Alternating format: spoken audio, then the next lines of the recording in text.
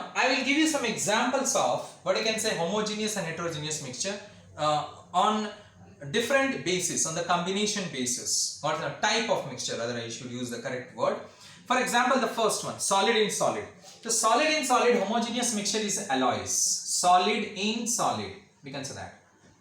Solid in solid, that is homogeneous mixture is your alloys. Alloys is a homogeneous. This is homogeneous, and this is heterogeneous. Okay, this is solid in solid. Let me write it properly. Solid in solid. This is your type of mixture, so to say. Okay, so one you got it. Alloys, that is homogeneous mixture. I said you already, that is steel, brass, bronze, gunmetal, bell metal, then solder, aluminium, duralumin, magnesium. So many you will be reading in class 10 about it. That is about the alloys and all those things you will be studying. Now, heterogeneous mixture is your gunpowder under the same category. Gunpowder is a mixture of solid in solid. That is, gunpowder is made up of what? It is made of charcoal, sulfur, and niter, KNO3, potassium nitrate. Alright, it's a heterogeneous mixture, we can say that. Clear? Now next is solid in liquid. Solid in liquid, it is nothing but solid in liquid. We can say that. In homogeneous, it is sugar solution, salt solution, and so many. It comes under it. Now, in case of heterogeneous mixture, that is your nothing but sand in water, clay in water, we can say that. That is a heterogeneous mixture. Solid in liquid. Sand in water, clay in water. Got it? So, charcoal powder in water or sawdust in water, we can say that. Next, we will come to liquid in solid. Liquid in solid mixture. Liquid in solid. So, in case of liquid in solid, we will nothing but amalgam. Means liquid is a solute and solid is a solvent. We can say that. So, it is an amalgam. You know what is an amalgam? Amalgam is a substance in which the base metal is mercury. Base metal means sodium is put into mercury. That is called sodium amalgam. Alright. Clear? Understood? Now, means you take mercury and put some sodium into it. Alright, that's liquid in solid. We can say that. Now, amalgam or potassium amalgam, sodium amalgam, potassium amalgam, in this way. We can say that. And heterogeneous is nothing but water in sponge. Yeah, you know what sponge? Which absorbs water. Alright, a substance which absorbs water. Sponge.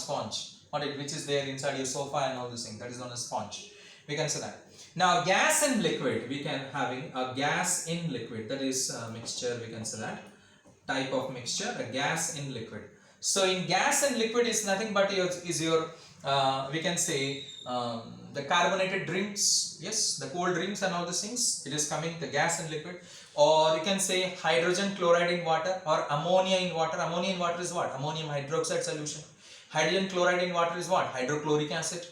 Got it? Then the carbonated drinks, they are coming under it. That is gas and liquid. Clear? That is ammonia plus water, HCl plus water, or carbonated drinks. It is said to cold drinks is known as carbonated drinks. We can you know that the carbonated drinks, why it is said to be? Because carbon dioxide is dissolved in water.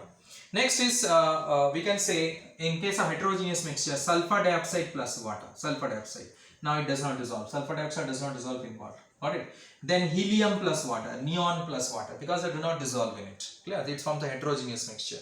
We can say that. Similarly, we are having the gas in liquid, we have done it. We have got gas in gas. Gas in gas, it forms a homogeneous mixture, only gas in gas, like pure air, ammonia, and HCl. That's a gas in gas, we can say that. Carbon dioxide, nitrogen, which is found in the air, it's a gas in gas mixture, we can say that.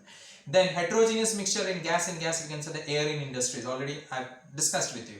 The air which is present in the industrial area, that will come under gas in gas, we can say that. Gas in gas. Heterogeneous means industrial air. Industrial air, we can say that.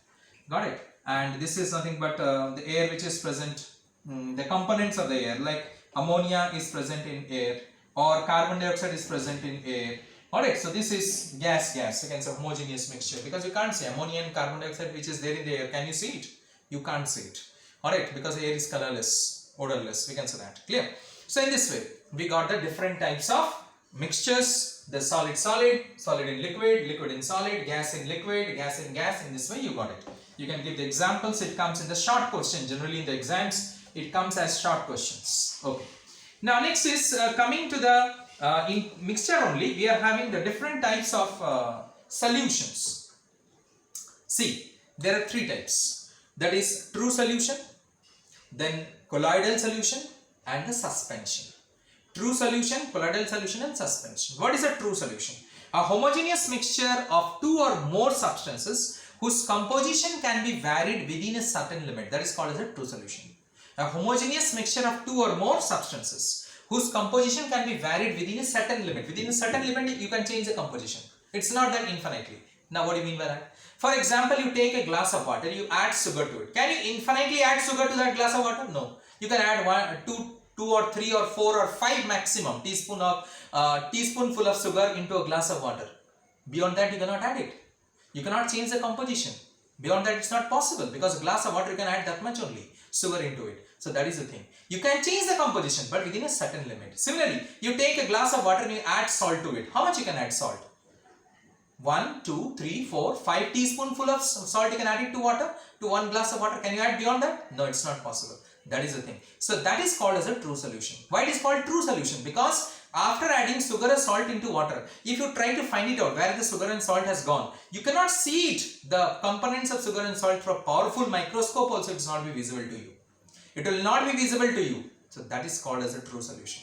The particle size of the true solution is less than 1 nanometer. Less than 1 nanometer. It is less than 1 nanometer. 1 nanometer is 10 to the power minus 9 meter. The particle size is nano, 10 to the power minus 9. So in this way, that is salt in water, sugar in water, got it? So they are considered to be as a nothing but a true solution, because when you add sugar and salt to water, it completely dissolves in it. I said, if you try to find it out, what you can say, where the sugar or salt has gone, and if you try to see it under a powerful microscope, you cannot see it, because the particle size is so small, and you cannot filter it also. Suppose you will say, I want to separate the salt and water by filtration. No, it will pass through the filter paper. It will pass through the ordinary filter paper. Which will pass? Water will also pass, sugar will also pass. Sugar, particles or the salt particles will also pass through it, because the particle size is so small that it can pass through the pores of the ordinary filter paper. So that is called as a true solution. A true solution is transparent in nature. Light passes through completely. Completely the light passes through. Alright, completely. It is homogeneous in nature. The mixture do not react. Suppose you add sugar and water, salt to water, will it react in it? No, it does not react with it. It does not react. It does not show a chemical change. It simply dissolves. Sugar dissolves in water, salt dissolves in water. No chemical change is taking place. Just it dissolves in it. Alright, so no energy is involved. No energy is absorbed or evolved or whatever you can say that. Alright, in this way, this is called as a true solution, we can say that. That is on a true solution in which the particle size is very, very small. It can pass through ordinary filter paper. You cannot separate the particles by filtration or any other means, you can say that. It is not observable through our powerful microscope also. The particles, we can say, after it dissolves in it, that is called as a true solution. So, it's a homogeneous in nature. The components of the true solution, it is transparent. It does not show Tyndall effect. Tyndall effect is what? That is when you pass the light through colloidal solution, type of solution called colloidal solution. Colloidal. This is colloidal. So COLLOIDAL, colloidal solution. When you pass the light through it, you see the light gets scattered. Suppose this is a colloidal solution. You pass a light through it. The light gets scattered in this way. It forms a cone. The light gets scattered. But if you pass through a true solution, the light will simply pass through it. Because colloidal solution is translucent in nature. Translucent. So what is the example of colloidal solution? You take some paste, which you put it in by joining two papers. Then that's a gum in water. Or you put some, what you can say, that is nothing but starch. You put it into water. Alright. You take some sodium thiosulfate and put into water. It forms what? It nothing but forms a colloidal solution. Your milk is nothing but a colloidal solution. You can say it's a colloid. Your blood is a colloidal solution. It's a colloid. We can say that. Got it? You can see in the winter season that the sunlight which penetrates, it comes into your house through the doors and windows or through the ventilators. You can see dust particles are floating in it. That is a colloidal solution. That's a colloidal solution. It is translucent in nature. Alright. The particle size is between 1 nanometer to 1000 nanometer. The particle sizes. And another one is your suspension. Suspension is what? For example, you take some mud in water. It settles down. You take some chalk dust in water. Settles down. You take some sawdust in water. Settles down. That is called as a suspension. the particle settles down. The particle size is greater than 1000 nanometer. Now if you want to separate it, how to separate it? Filter it. On filtration, you will get chalk dust or sawdust on the filter paper, and water will be getting as a filter. So basically these are the differences between colloidal solution, true solution and suspension. More about it in the next video. Thank you.